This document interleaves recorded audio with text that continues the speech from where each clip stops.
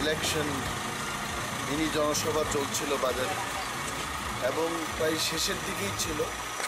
আমাদের সময়টা ছিল 9টা থেকে 11টা।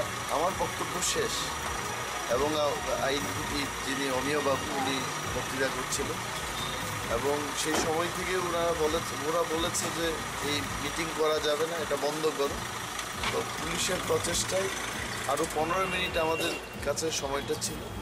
15 মিনিট উনি ওনার বক্তব্য শেষ করে আমরা যখন আমাদের মাইক চেয়ারগুলো থামিয়ে সেখান থেকে চলে আসব, এই সময়টাতে হঠাৎ করে চারিদিক দিয়ে মানে আমরা তো অপ্রস্তুত, অতর্কিতে লাঠি ব্যান্দা ইট পাটকেল নিয়ে একেবারে মহিলাদের উপর আমাদের উপর আক্রমণ শুরু করলো ইন ফ্রন্ট অফ পুলিশ এবং পুলিশ জানি না মানে কেমন এটা ব্যবস্থাপনা যে এইভাবে যদি পুলিশের প্রহরার সম্মুখে যদি আমরা আক্রান্ত হই তাহলে আগামী দিন গণতন্ত্রের কি অবস্থা হবে।